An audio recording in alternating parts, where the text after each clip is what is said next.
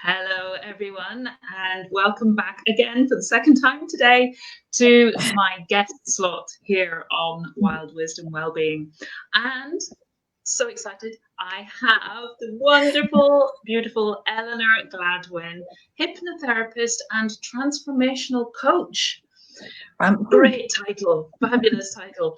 So, without any further ado, Eleanor, just if you would tell us a little bit about yourself, what you do, and how you came to be doing it. Okie dokie. So, yes, as Robin said, I am a hypnotherapist. I'm a transformational coach. So, so I use a combination of different techniques really to help people make changes, including hypnotherapy, obviously. That's kind of obvious. But other tools that I use include my NLP toolkit, which I find hard to say, as you can tell, and some other stuff as well. So lots of different stuff in my toolbox that I can pull out to help people depending on what their circumstances are. What else did you ask me, Robin? Sorry, I've gone off on a tangent. This is what I do. Basically, how did you come to be a hypnotherapist and transformational coach? What brought you to that as a role? So, firstly, I became a hypnotherapist, and that was because I had hypnotherapy myself. So all my life I've sort of struggled, well, as far back as I can remember, struggled with my weight. I had done every conceivable diet that there is out there, you know, the whole Weight Watchers and Slimming World and Dukan diet and cabbage soup diet. That was grim. I can imagine. It didn't make me throw up. So I tried all those sort of things, and with varying success.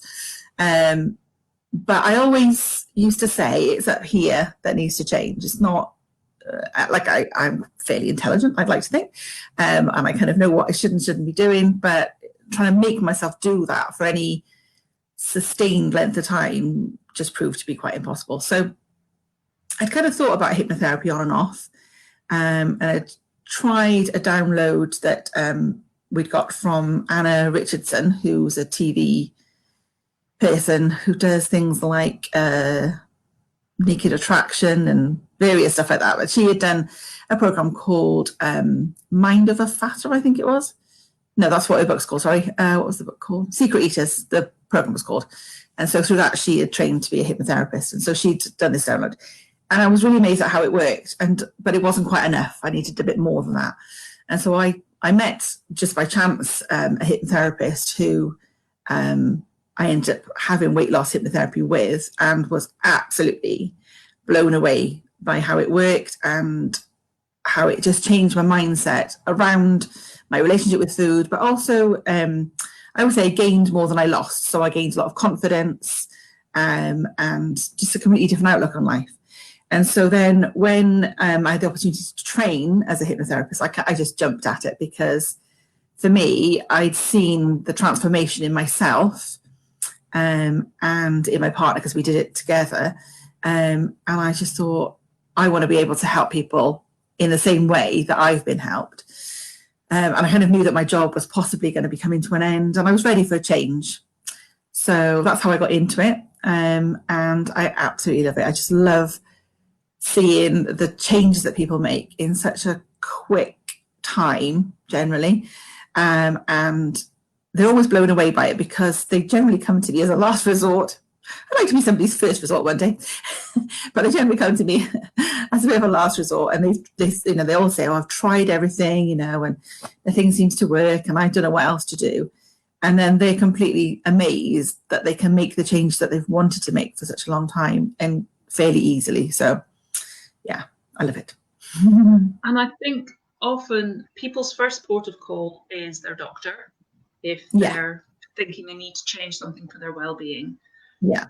And complementary therapies and things that work on the mind are seen as being later, because if somebody wants to maybe lose weight, they're thinking body. And they're not necessarily thinking about, it's my relationship with food, it's my mindset, it's my confidence levels, all of these other things. Whereas we know that it all starts up here, and our own inner voice, and those that all that self-talk, that criticism that we so often slip into, really holds us stuck in a lot of these patterns, doesn't it? And it's about breaking that, and then we can develop and grow and blossom into who we're meant to be, who we really are, without all of that baggage. Yeah, definitely. And quite a lot of things that they become quite complicated because I use the analogy of an iceberg. So if you think of an iceberg, the bit that you see of an iceberg is quite small in comparison to the bits under the water. And if you think of the bit on top of the water as being your conscious mind, so the things that you do very logically, and how you learn things, and all your decision making and stuff, that's all very conscious mind stuff. And that only equates to about maybe 5 or 10% of everything we do every day. And the rest of it sits under the water in that very large part of our mind, our unconscious mind. So once we've learned to do something, it then sits in our unconscious mind, and it becomes part of our automatic pilot, if you like, our program, if you want to use a computer sort of analogy. And sometimes those programs go a bit wonky, I like to say, or there's something in there that we want to then change. And it's quite hard to do that consciously, because we're trying to do that with our willpower generally, and your willpower is controlled by your conscious mind. So it's very difficult to stop smoking, to stop eating the wrong things, to, be more confident, to be less anxious, and all those kind of things that people come and see me about. And so what we very much do with hypnotherapy and hypnosis is to relax that conscious part of our minds and get under the water level to our unconscious minds, where we can make all those changes that we struggle to make on the conscious level. So that's the beauty really of hypnotherapy. So that's kind of in a nutshell how it works, really. And for me, I think if we are consciously trying to make a change, then we're doing it from that part of ourselves that thinks, I must, I should. And we're thinking, I have to fight this, and I have to push against it, which just, the more you push against something, the more it kind of pushes back. So the less likely we are, in fact, to succeed. And also it takes so much energy, like you were saying before, of doing all the stuff that you were doing, but it wasn't sustainable. Yeah, and it becomes a bit of a vicious circle, doesn't it? Because if you try really hard to change something and it doesn't work, it kind of just embeds the fact that you can't change it and that you're stuck with it, which is very much how I felt. I felt very trapped in the situation that I was in, and thought I would that I would never be able to lose any weight at all, because I was just reinforcing that message to myself that I couldn't do it. And consciously, I couldn't. There was no way I could do that just by struggling with my willpower. I could do it for maybe a few weeks or a few months, but not on a sustained basis. So, I think it's quite freeing, really. And when you find that you're not managing to do it by willpower, it makes you feel weak, and undermines that confidence and self-worth even further. Yeah, definitely. And on the other hand, when you start to allow your unconscious mind to help you make those changes, it's so liberating. And it was almost like, I used to say, it's like magic. It's not magic, but it felt like that. It felt just awesome. It was just an incredible feeling to just finally be able to kind of throw off those constraints, I suppose. So I think it's magical. Yes. For me, magic isn't pulling rabbits out of a hat or doing things that are unnatural. For me, the magic and the wonder is in the real stuff that goes on around us all the time.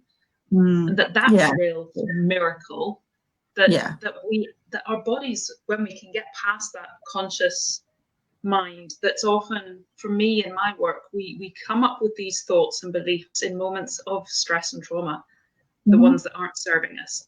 And then we get stuck in them because they seem to work in that moment, because they get us out of a bind. In a situation where we have no coping strategy, so we come up with a belief that kind of gets us through that. But when we're doing it over a long period of time, it proves that it's not really all that healthy, it's not serving us. Yeah. But we've created those neural pathways by then, and we're kind of stuck in that rut, and it's very hard to get out of that rut because it is deep and we're entrenched in that.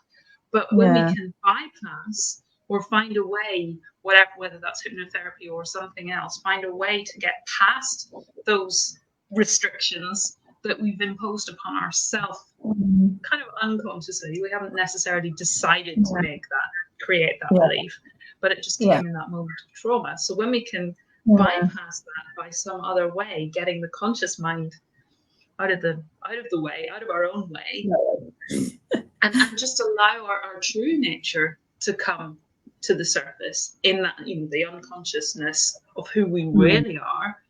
And like you say, when it's in there making those choices for us, then we know that we are worth it. We know that we can be confident. We have that. I love the idea of kind of authentic power. And for me, that's choice, creativity, all of these things. It's not power over, but it's just, I have my own power. I have my own abilities, and being able to fully embody. We lose sight, don't we, I think, as well, of the fact that we can control our emotions and our reactions and our thoughts. We very much give away that power and we allow ourselves to react to things that go on around us. People say, oh, he makes me angry or whatever. But we're allowing that to happen ourselves. And, it's very much about showing people that actually you can take back that power, you can take back that control. So I do quite a lot of work around that. And interesting what you're saying about in a moment of crisis, you develop ways of doing stuff. And that comes back to the fact that our unconscious mind is always trying to protect us, and it's always trying to keep us safe. So in that moment of crisis or of some sort of, event that happens to us, our unconscious mind dreams up, if you like, a way of getting us through that, which can be really helpful in that moment. But the more that neural network is reinforced, the stronger it gets. And then it ends up being something that actually is not that helpful to us. But we can create new neural networks, can't we? We can create those new connections that are more helpful, that override some of that old stuff that we don't want. And that's how I help people really with the hypnotherapy and with the other stuff that I do. So it's cool. Absolutely. And a lot of what I do as well is, I was just going to say, is quite content free. And by that, I mean, I don't need people to give me chapter and verse of what's happened to them and cause them, more anxiousness and more pain, and walking back through all those situations that they may have found very painful at the time. And so that's also good, because they don't have to experience lots of pain to get where they want to be, which, with some sort of more talky therapies, then perhaps people do that, and they all have their place, but I'm not, what I do doesn't require that. So I do EFT, which works on a similar way. It works on our neural pathways, and it works on our emotions, and the same. We don't have to go back through everything, and in fact, people don't even need to tell me what they're seeing in their head. We can still work on issues, and it's more about creating what we want. So stepping out of where we've been stuck and creating the new and strengthening those pathways. Because sometimes I think we are fighting against, we are pushing back against, when actually all we need to do is realize that that's an old story. I don't need to be in that story anymore. I don't need it anymore, because I am so much bigger than that. And in that moment, I created that, as you say, to keep me safe. I love that. And I say regularly, our body doesn't make mistakes. Our body only ever tries to keep us safe. The thing that we create to make us safe, though, is just for that moment. The problem is we get stuck there. And sometimes the things that the solutions we created as a child. And because we're still stuck there, we're responding, reacting as that child. But it's when we learn, as you say, that we can control, or we can step back from and weigh up our choices and see that we have choices, and then consciously choose which response we want rather than just reacting, then we begin to think and realize, gosh, I can choose other options. I don't have to always make that decision. I don't always have to do the thing that I've always been doing. I can do something different and try that instead. It's amazing. So you have been a hypnotherapist, but then recently you added transformational coach. So tell me a little bit about how things have grown and developed that you're adding that. So I decided to also train as an NLP practitioner and coach and whatever, and I've gone to the master level with that now, so that's kind of as far as I can go. And so that's kind of what the coaching bit is to my title. And I didn't want to have my title as NLP coach because I'm not sure that people really know what that is. But for me, whatever I do, whichever modality I use or technique I use, for me, it's very much about transformation. So that's kind of where that comes from. NLP is a term that perhaps not many people have heard before, but it stands for, wait for it, neuro-linguistic programming, which is even more of a mouthful. Basically, it's sometimes described in short as a toolkit for the mind, and it's very much about helping people to understand communication with others and with themselves, and to make changes again, quite on quite an unconscious level. It doesn't necessarily involve hypnotherapy, but it's a toolkit then, if you like, that was put together in sort of 70s and 80s, I believe, by a couple of guys who were very curious about different techniques that were being used by a collection of different sorts of people, so psychotherapists and hypnotherapists and all sorts of different people. And so they observed them and put this sort of toolkit together, and some very powerful stuff in there. So again, it's a very good way of helping people to make those changes, sort of thinking about all our different senses and our language, excuse me, which includes non-verbal stuff. So, and then that's sort of that whole programming bit of us that we were talking about earlier that goes on at the unconscious level for them to get those changes that they want. So they go very well together, and I do use them in sort of the hypnotherapy and the NLP. I use them quite often in combination. So and I think that just highlights how important words and our language is, and the person we talk mostly to is ourselves. So when we can myself a lot. With the subconscious, so the nonverbal kind of messages that we're sending ourselves, and the inner critic and the inner voice that's constantly kind of working away there. So when we can be conscious of that voice and actually sometimes interrupt it and say, no, I'm not going to say that to myself, because some of the things we say to ourselves we wouldn't say to our worst enemy, would we? So just to notice. Yeah, we're not always aware, are we, of that negative chatter that goes on, for a long time I used to say, oh, I've got a dreadful memory, and I'd say it all the time. And it's no wonder I had a dreadful memory, because my unconscious mind is listening. And it's okay, so dreadful memory, there we go, then we'll carry on with that, shows he likes it, So, we need to be careful what we're saying to ourselves, because it definitely becomes our reality. An interesting thing that I saw I can't even remember what program I was watching now, but somebody was about to do a zip wire, and they were really obviously quite nervous about it. And the mindset coach was saying, your unconscious mind doesn't know the difference between what's real and what's imagined. And if you think about that feeling of being very nervous is very similar to being excited. So tell yourself that you're excited. Just say, I'm excited. And your unconscious mind will believe you, and you will feel excited, and you'll be fine. Well, so I use that quite a lot with my clients, because that's true. Excuse me. And I love the reframe of fear, that it's false expectations appearing real, or feeling excited and ready. Yeah, because anxiety and excitement, anxiety goes inwards and excitement is more outwards. So it Yeah. is just turn it around.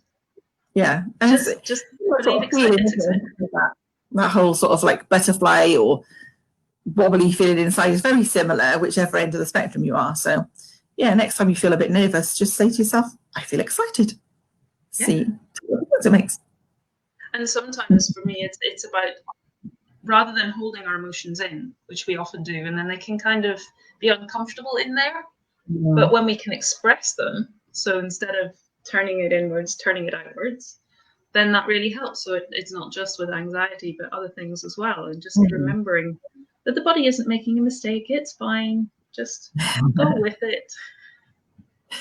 And it is always trying to keep us safe, like you say. Yeah, definitely. Yeah. So what sort of clients do you work with? What sort of things do you help with? So, well, the list is endless, really, and every week somebody asks me if I can help them with something that I've not helped anyone before. But it's amazing how a lot of issues that we have in life all come back to a few things, I think. So, quite often an outward manifestation in our body or in the way that we do something comes back to an anxiety or a stress or whatever. So I help people with lots and lots of different things, but I suppose the main ones would be phobias, so spider phobias, needle phobias, all that kind of stuff, camera phobias, all sorts of strange things. Myself, I had a frog phobia, a bit odd, but there we are. But also, I see quite a lot of people for weight management, and that's something that's close to my heart, so I quite enjoy that. Gaining confidence, reducing anxiety. What else? Oh, stopping smoking or drinking or gambling. So that's like an addiction type thing, I suppose you could say. And it could be something in their personal life, something in their business life. Doesn't really matter. And so besides all those kind of therapy type things, the more sort of coaching type things, I suppose, would be around conflict resolution, goal setting, getting over some of those sort of hurdles, I suppose, that people might find themselves confronted with. And very much around sort of getting that right mindset and getting some clarity around what it is they want and how they're going to get there, and removing some of those roadblocks that they've set up for themselves, because we all, as you say, develop these beliefs about ourselves, and they become very limiting, don't they? And so I help people to remove those limiting beliefs and instead give themselves some empowering beliefs that can drive them forward towards those goals. And then sort of another part of my toolkit, I help people to remove quite deep traumas in a very easy and very content-free way. So that's also very interesting, and that's so that people love, because it's a bit mind-boggling. And you think, well, when they said, well, where's it gone? What have we done with it? Where was that trauma gone? I said, oh, well, I'm sorry, it's gone now. So there we go. But I think when somebody's lived with that horrible feeling for such a long time, and has dreaded going around the corner in the supermarket in case they're confronted with that part of their trauma, and then suddenly they can't find it in the matter of sort of like 20 minutes, half an hour, they're kind of like, oh, where's it gone? What have you done with it? But, so again, that's really exciting. So it's all, as you can see, it's all quite transformational. It's just getting people from where they feel stuck to where they want to be, and do it in, lots of fun, and, just kind of just enjoy it, enjoy the process. It's not hard, and it's not a slog. It's not sort of not always very, really highly emotional. It's just a nice, smooth, easy way of doing stuff, which is fab. Which is very similar to what I do, which is probably why I love your work so much, because that's what I do, but through EFT, it does the same things. And I love that, like you say, the emotional intensity that somebody felt around a memory or a place or whatever their trigger is, just suddenly goes. And do you find yourself like looking for it? where did it go? Because, like you say, they've had that for so long and it's been so intense, and quite often it starts off at a certain intensity and doesn't drop, so it's not fading away. For them, as you know, they've gone through their life, it's getting bigger and bigger and bigger, which is why they suddenly then, I can't cope with this any longer. I've got to find something. I've tried everything else. I'm coming to the hypnotherapist. But all of a sudden, from that massive intensity that it's got to the point is unbearable, is then gone. It hasn't faded away. It's been switched off like a light switch. Yeah. And just as well, like you were saying before, to see, because that restriction has suddenly gone, and see it in the body language, can't you? You can see how they walk into the room compared to how they walk out of the room. Yeah. And you could just see the change on their face sometimes, can't you? The only thing, I'm just going to grab something from the side that I want to just use. Oops. Excuse me. This is something that I use quite often to describe how trauma gets sort of stuck. So think of this as being like your amygdala, which is what's looking after you. So it's kind of always pulsing and looking to see, is it going to harm me? Is it going to kill me? It's kind of always on the lookout. And then when we experience something really bad, trauma, it kind of expands. Can't really see it all, can you? And it only kind of relaxes back down once that danger is gone. But if you get lots and lots of stresses and traumas, then it kind of gets stuck in this position and it can't really close, because all those experiences, all those traumas and stuff get all stuck in here like my fist is, and it physically can't close.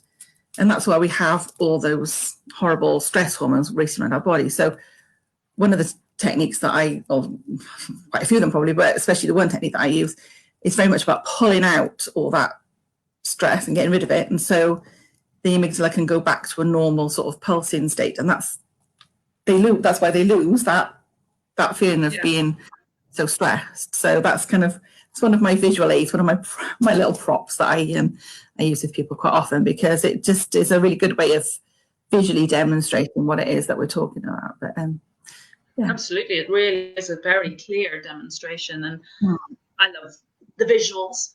I love that kind of demonstration and how it really makes it into something we can see and we can understand, versus just talking about things. Sometimes it doesn't quite do it, does it? Not always. And some people prefer things presented to them in a visual way as well, don't they? So I must be one of those people. I think we all are to a degree. We're so used to visual stuff now, aren't we? Everything's we are flashing all the time, isn't it? So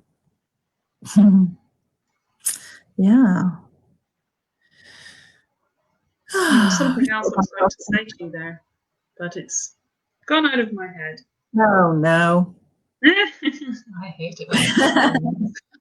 I distracted you. What were we talking about before you had your wonderful sort of tensegrity visual aid? About stress, traumas. That was it. It was how you were saying that the amygdala kind of gets kind of stuck almost in that more triggered position, and the inside of it gets full. And how we are living in quite stressful times. I mean, we have been anyway. We've been living in very busy times, and often we're in that chronic state of stress. So you've got the hormones, the adrenaline and the cortisol, that are making our bodies kind of toxic and leading to diseases. So it's wonderful that there is access to a therapy like this. That I've only ever had a hypnotherapy session once, and it was just so relaxing. I basically lay on a couch, and this woman talked to me, and I kind of went off somewhere and then felt better. And it was just, like we were saying, magical. And it wasn't for anything specific. It was just a beautiful, resting, relaxing experience. Yeah.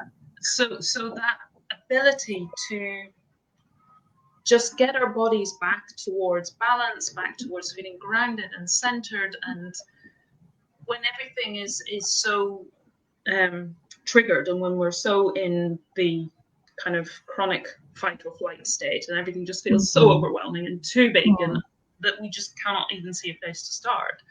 To be able to have that time of just taking that pause, taking that breath, and getting back to center and finding your feet again is so amazing. Yeah. And one of the big benefits, I suppose, of hypnotherapy is that relaxation. So even though lots of people come to see me to fix a problem, let's say, they always feel relaxed when they come out of hypnotherapy. And most people will say, "Oh, did you really have to bring me back? I was just so relaxed." Because we don't really ever, unless we're asleep, we don't really ever relax our mind and body at the same time. We don't give ourselves that opportunity, do we? And it is very relaxing. And there have been studies that have been done that show that your blood pressure comes down and your heart rate comes down, and so it gives your body that chance to recuperate that little bit more, I suppose. And it's very much a feel-good factor. I know when I did my 12-week hypnotherapy course, before I was a hypnotherapist, I was coming towards the end, and I was devastated because I thought, I won't have any more of these weekly sessions. So what am I going to do? So I just loved it so much. I looked forward to every week just to that, that sort of feel good factor, that buzz, So it's definitely has its benefits. It just in that, never mind the therapeutic aspect of making those changes as well, So. Well, it's coming out of the sympathetic, isn't it? The fight or flight, and into the parasympathetic, and in the parasympathetic, that's rest and repair.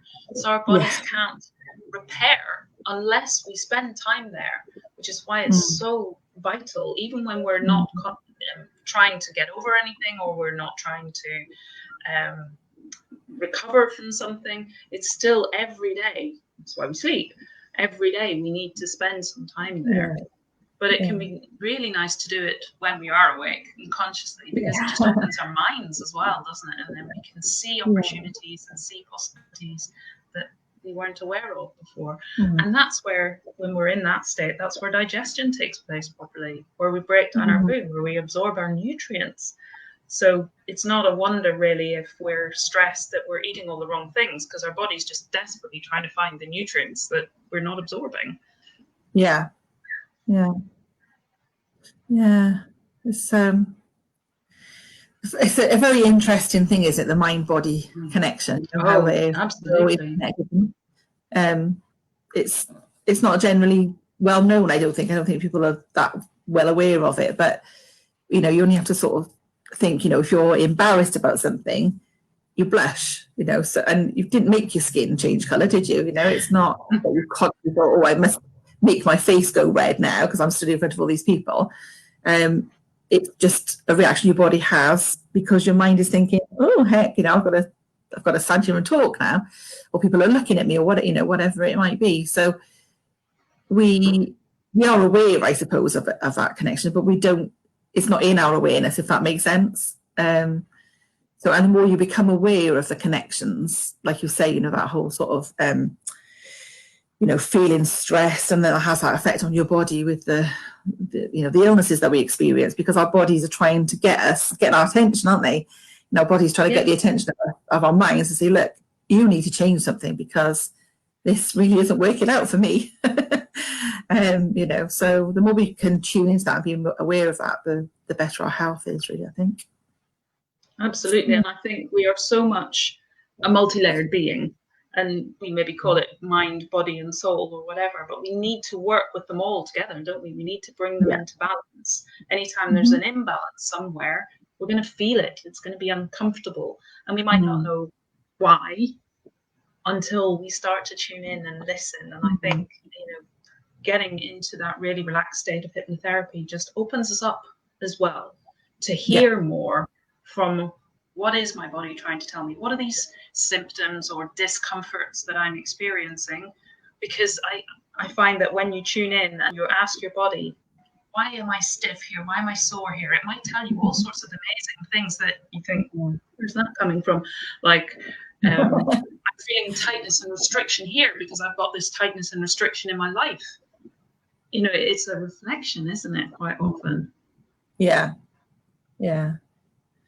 It's this it's just so much that you keep on discovering, isn't it? It's just kind of like, it's one of those things I think you never stop learning about, isn't it? Kind of, there's always something new to get your teeth into.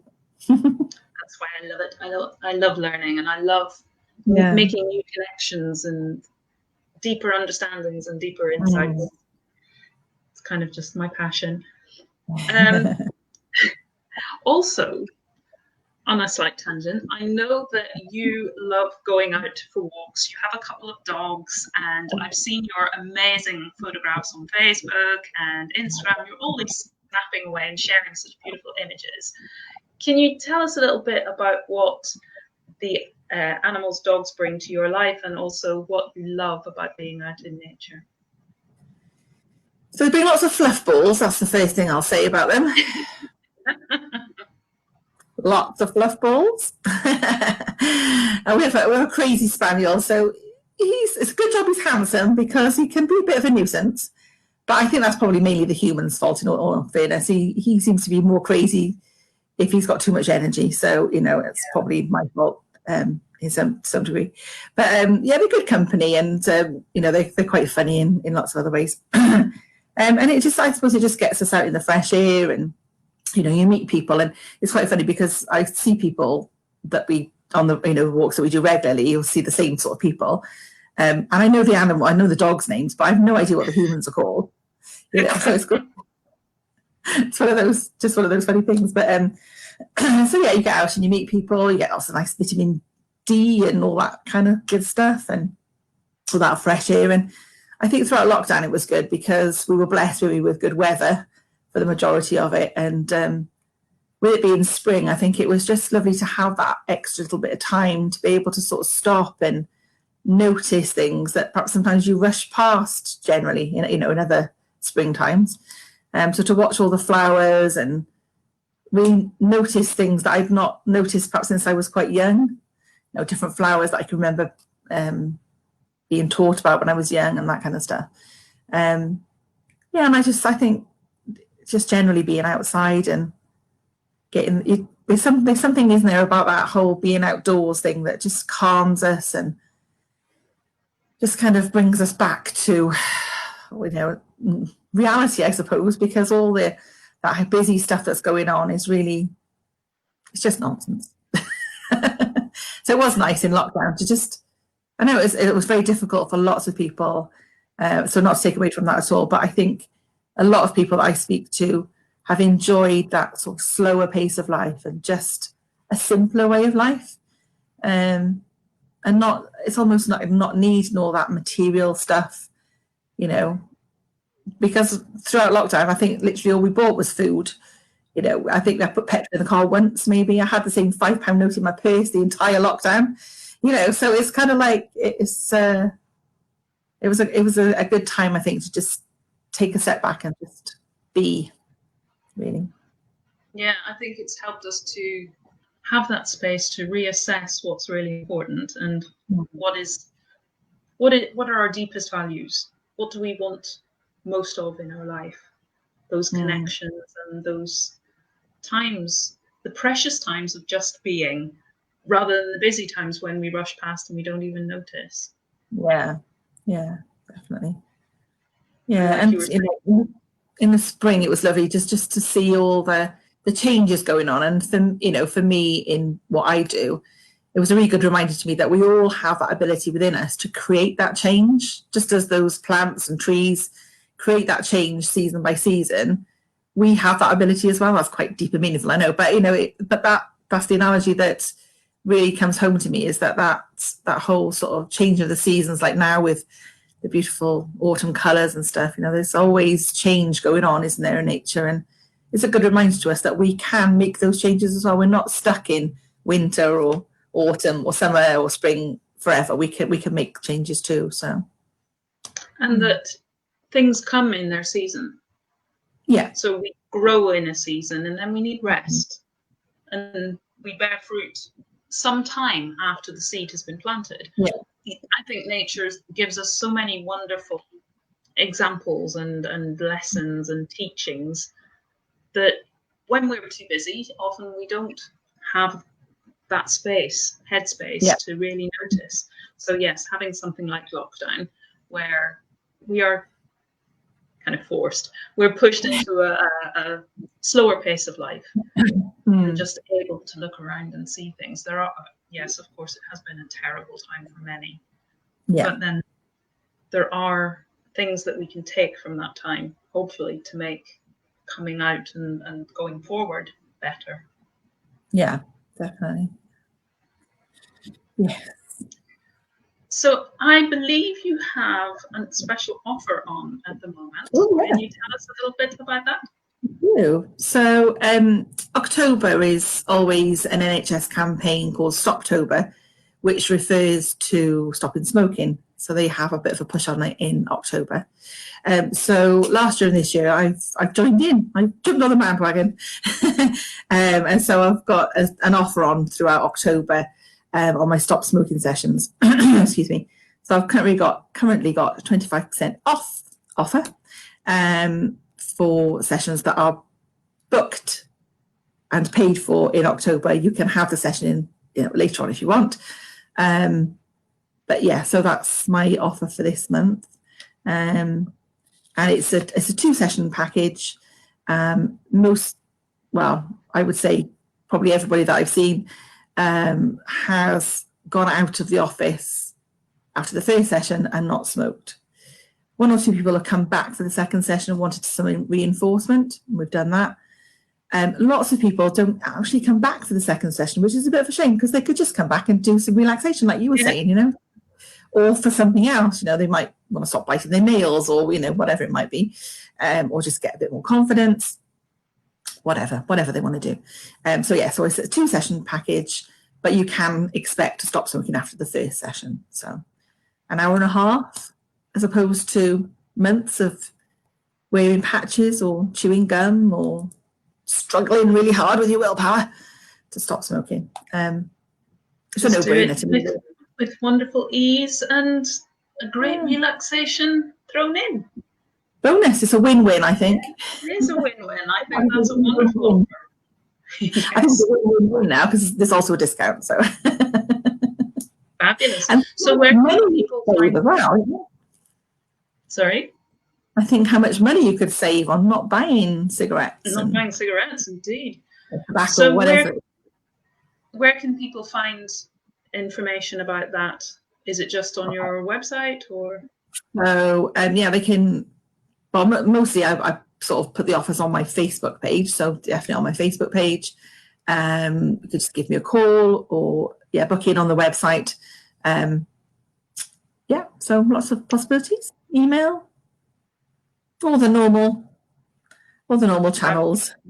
Fabulous. So in the comments below this, when it goes up on the my Facebook group, then I'll stick in your links there as well, so that people can find you. Excellent. So wonderful. Thank you so much, Eleanor. It's been great to chat with you. Lots of great information there. We could be here all day, I think, Robin, you and I. Talking about all this stuff. We see things, I think, so very similarly. We may have different tools and techniques, but I think our approach is very similar. Yeah. So thank you very much for being such a lovely guest, and it's been great to chat with you. Yeah, you too. Thank you. Bye for now, everybody. Have a wonderful rest of the day and a wonderful weekend. Bye.